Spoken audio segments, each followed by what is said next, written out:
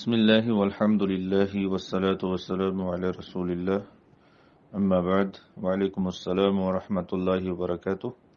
سوال ہے، جب کسی علاقے میں قحط سالی پڑ جاتی ہے یعنی وقت پر بارشیں نہیں ہوتی ہیں تو پھر گاؤں کے لوگ پیسہ جمع کرتے ہیں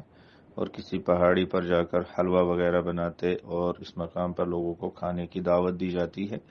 اور وہاں پر گاؤں کے اکثر بچے بوڑھے جوان دعوت کھانے کے لیے جاتے ہیں، جس کام کو خیرات کہتے ہیں۔ اب سوال یہ ہے کہ کیا ایسا کرنا شرعاً جائز ہے یا نہیں؟ تو میرے محترم، قحط سالی جب پڑے، جب بارشیں بند ہو جائیں تو جہاں پر لوگوں کو گناہوں کو چھوڑنے اور توبہ استغفار کرنے کا کام کرنا چاہے،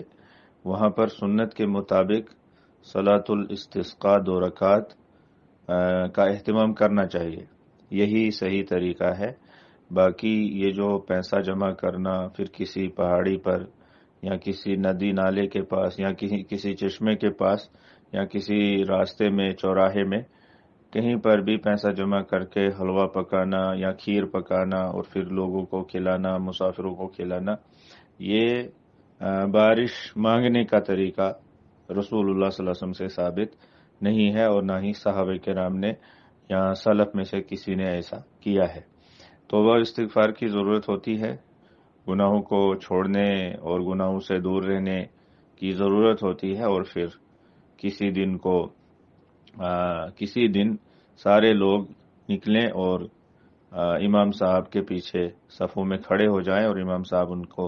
2 رکعت صلاۃ الاستسقاء پڑھائیں نماز عید کی طرح، اور پھر اس میں دعا بھی مانگی جاتی ہے، جو دعائیں مسنون ہیں صلاۃ الاستسقاء کے لیے،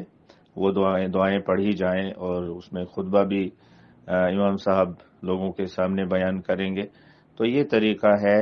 بارش مانگنے کا اور قحط سالی سے بچنے کا۔ قحط سالی اللہ تعالیٰ سے دعا کی جائے کہ اللہ تعالیٰ قحط سالی کو خوشحالی میں بدل دے، بارشیں نازل ہوں، اور دنیا جو پریشان ہے، انسان، جانور اور کھیتیاں، تو سب